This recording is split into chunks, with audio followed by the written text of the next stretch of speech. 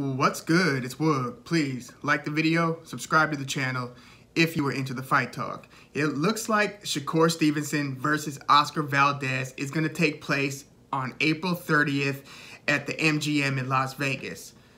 I mean, thank you. Like, this should have been a slam dunk, right? Like, you've got Oscar Valdez, who upset Miguel Berchelt, the then WBC super featherweight 130-pound title holder, in a fight where, you know, the public was really kind of down on Valdez's abilities at the time because they had seen him get busted up a bit by Scott Quigg, just having fights that were more difficult than they looked like they needed to be. And it looked like the sweet science aspect of his game was regressing. Well, then he upsets Miguel Berchelt. Devastating knockout. It was a candidate for knockout of the year.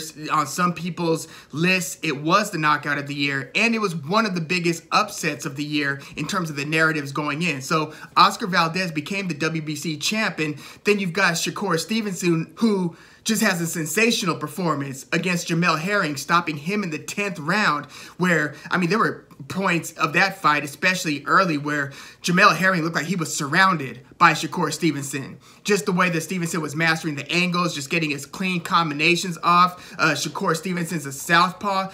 He was more or less having his way with Jamel Herring, who had earned the title a few fights prior and was coming off of a very nice knockout of Carl Frampton, basically retiring him. So you had the WBO champion in Shakur Stevenson and the WBC super featherweight champion in Oscar Valdez, and they're both on top rank. So it's like, of course this is the fight that that has to be made. You know, Shakur Stevenson's 24 years old, Oscar Valdez is 31 years old. So it's like, if not now, when? And if not now, why?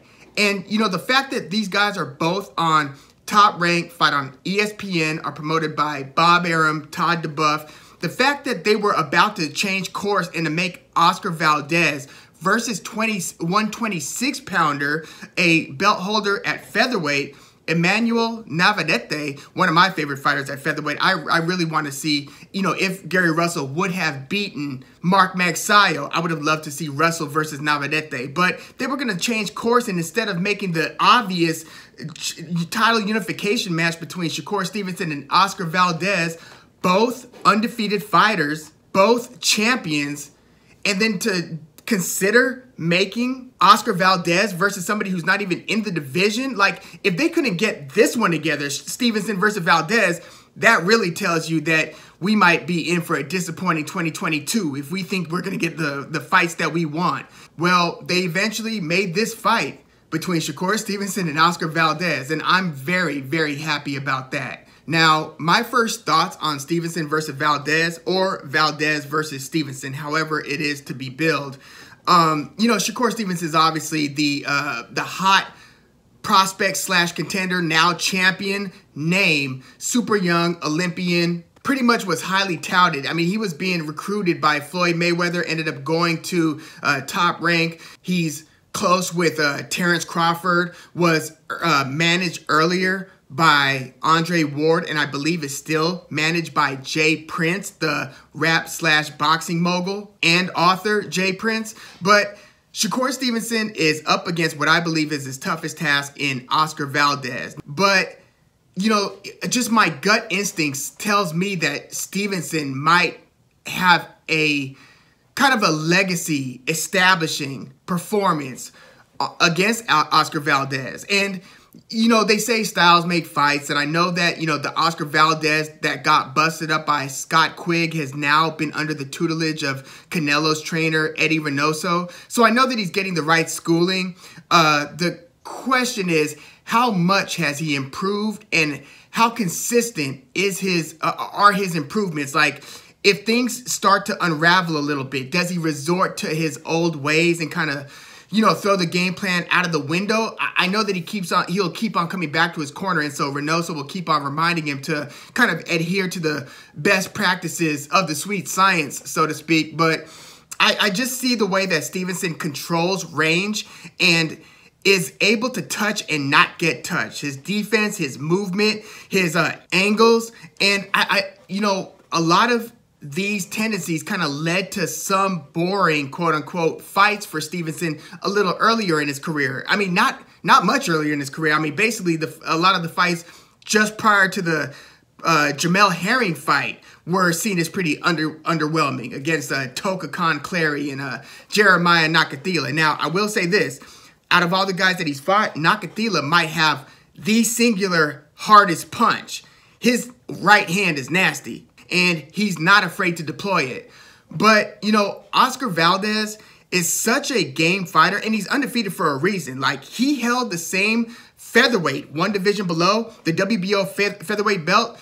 Oscar Valdez held that just before Shakur Stevenson held that, which actually got a lot of people to think or to perceive Oscar Valdez as ducking Stevenson, because instead of continuing to defend his WBO featherweight title, which he did like 6 times, like he was a longtime WBO featherweight champion, he went up to 130 instead of him and Stevenson happening at 126, and then Stevenson would later capture that same belt in a vacant title shot against Joet Gonzalez.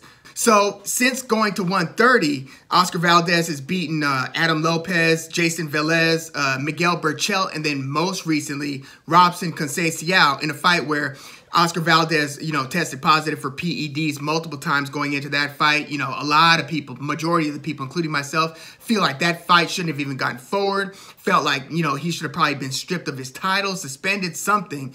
And, you know, the fight went through and Valdez defended it successfully against Conceição. Unanimous decision win. But, you know, there was some dispute in terms of who really won the fight and who was winning those rounds, because Conceição got off to a really good start against Valdez, moving around, boxing well. And it's those early round performances from Conceição that make me kind of think that, damn, if Valdez was struggling like that against Conceição, and that was with the tutelage of Eddie Reynoso, and I get it, he wasn't in the right mental space, he says. I mean, I wouldn't be either if, you know, I tested positive multiple times and people were starting to really question your, you know, your history, your legacy. Like, are you a cheater, point blank? Like, I get that how that can mess with somebody's mentality, you know, going into the fight. I don't know if there were other things that were playing into Valdez's underperformance, perceived underperformance. I mean, Conceição was an undefeated fighter, so it's not like he's chopped liver. He was an Olympian as well, so we'll see what he does going forward.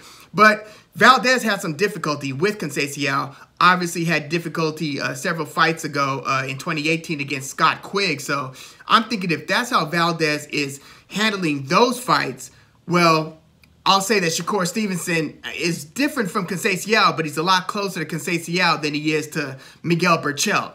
Again, he is not like Conceição. Very different styles. Conceição is more of a kind of a pot-shotting, sit-back, Roy Jones, explode with 1 or 2 punches at a time and then move. Stevenson is more so, he's a consistent and constant technician in there. So I think that my gut is telling me that Stevenson's going to win. The question is he going to stop Valdez or is he going to win via decision? But I will say this. I mean, the way that these styles should play into this fight, it's going to be a real testament and test as to how much heart and guts Oscar Valdez has. I know he's going to try to apply as much pressure as he can on Stevenson, and he does whip that left hook, you know, pretty meanly. Valdez does, especially if he could get you into the proverbial phone booth.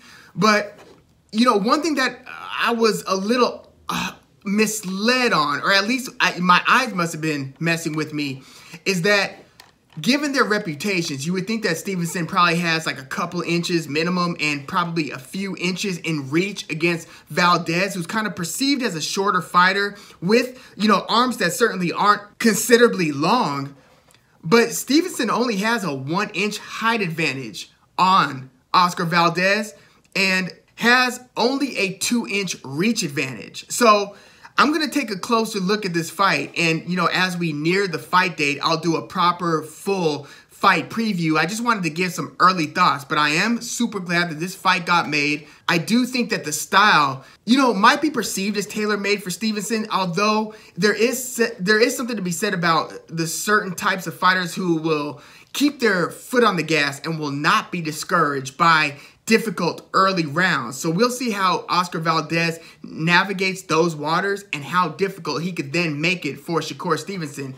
You know, Stevenson's win over Joet Gonzalez. Joet Gonzalez is pretty good, applies intelligent pressure, is a pretty good technician. So, you know, I look at Oscar Valdez as being a very good fighter. I look at Shakur Stevenson as being a potentially special fighter. But yeah, I'm just glad that this fight is going to get made. I hope that nobody gets injured. I hope, obviously, nobody tests positive for PEDs. And I just, you know, may the best man win. My early thoughts, I'm taking Stevenson. I think that, I guess I might even lean stoppage in this one. This is a high-profile fight, and I know Stevenson's going to be pretty fired up for this. I know both guys will. You know, it looks like this fight might even compete for the same fight date with a potential Amanda Serrano versus Katie Taylor showdown. We'll see how those schedulings play out. But, yeah, I think I'm going to take Stevenson by a late stoppage, but not... You know, maybe one of those where the ref jumps in and waves his hand, or it gets, I don't know if I see it getting stopped in the corner. That would be pretty dramatic. But, yeah, my early thoughts are Stevenson. Let me know what you think. Please leave your comments in the comments. Like the video. Subscribe to the channel if you are into the fight talk. I'm Woog. Thanks for tuning in.